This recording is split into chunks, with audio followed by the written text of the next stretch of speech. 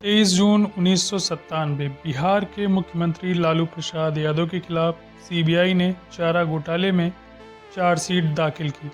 लालू समझ गए थे कि इस मामले में गिरफ्तारी तय है। अगले ही दिन लालू प्रसाद ने सीएम पद से इस्तीफा देने का ऐलान किया और नया मुख्यमंत्री तय करने के लिए पार्टी नेताओं की बैठक हुई। लेकिन लालू ने सीएम पद का नाम पहले ही तय कर रखा था। यह सुनकर थोड़ी देर के लिए सभी हैरान हुए, लेकिन फिर एक सुर में सबने समर्थन किया और वो नाम था राजनीति से दूर घर की जिम्मेदारियां संभाल रही 5वीं पास लालू प्रसाद यादव की पत्नी राबड़ी देवी का। जानकार मानते हैं कि राबड़ी को सीएम बनाने का फैसला बिहार की राजनीति में लालू की मजबूत पकड़ की नुमाइश करता है। नमस्कार, मैं शिवम सिंह। परिवार राज के एपिसोड में लालू प्रसाद यादव फैमिली की कहानी, जिसके हाथ में पिछले 27 सालों से राष्ट्रीय जनता दल की कमान है। 11 जून 1948 को गोपालगंज जिले के फुलवरिया गांव में जन्मे लालू का परिवार घास फूस और मिट्टी से बने झोपड़ी में रहता था। वरिष्ठ पत्रकार शंकर ठाकुर अपनी किताब द ब्रदर्स बिहारी में लिखते हैं, कुंदन राय की 8 संतानों में लालू प्रसाद 6ठे नंबर पर थे। जब लालू का जन्म हुआ था तो उनके पिता के नाम मुश्किल से 1 बीघा जमीन थी। लालू के बड़े भाई महावीर राय वेटरनरी कॉलेज में नौकरी किया करते थे, जो उन्हें पढ़ाई के लिए अपने साथ पटना ले गए। 1970 में 22 साल की उम्र में लालू अपने ठेठ गवई और देसी अंदाज की वजह से पटना विश्वविद्यालय में पॉपुलर हो गए। लालू 1970 में पटना विश्वविद्यालय छात्र संघ के महासचिव और 1973 में अध्यक्ष बन गए। 1974 में लालू जेपी आंदोलन में शामिल हुए और 1977 में इमरजेंसी के बाद हुए चुनाव में लालू जनता पार्टी के टिकट पर पहली बार छपरा से सांसद बने। 8 मार्च 1990 को पटना में जनता दल की एक बैठक चल रही थी। इसी बैठक में बिहार के मुख्यमंत्री का नाम तय होना था।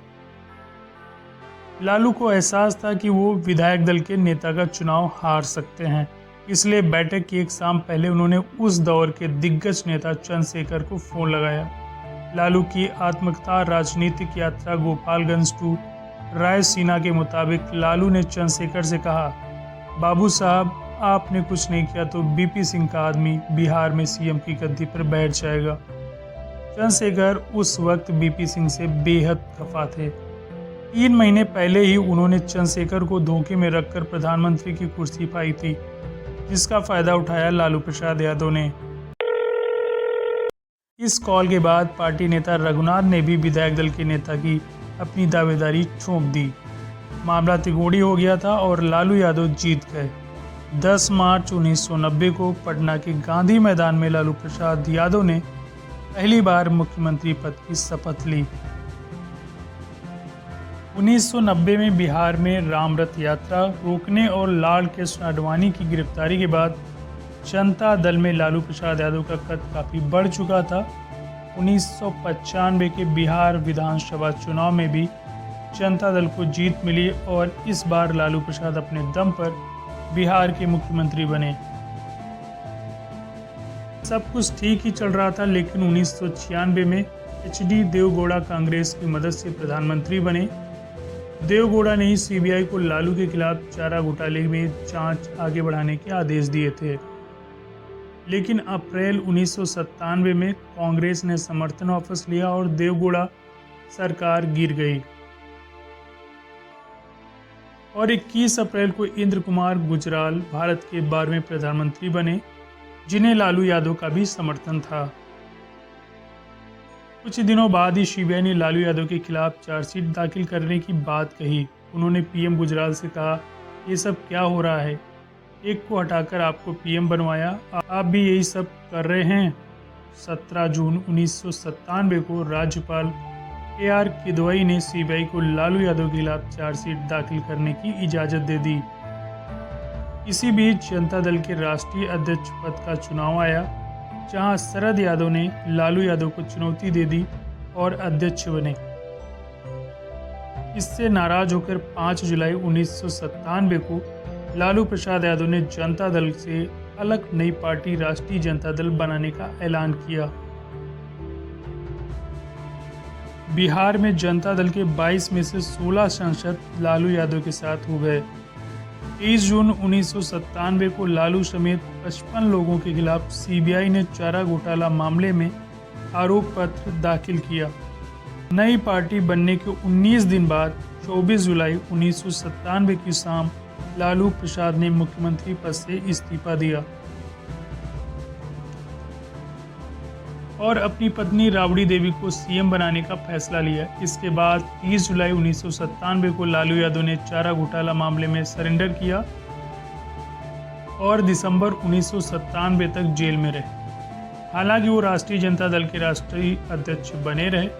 अपनी किताब राजनीतिक यात्रा गोपालगंज टू रायसीना में लालू लिखते हैं, कांग्रेस अध्यक्ष सीताराम केसरी ने उन्हें निजी तौर पर पत्नी राबड़ी देवी को सीएम बनाने का सुझाव दिया था। मुझे उनके सुझाव पर तब हंसी आई थी।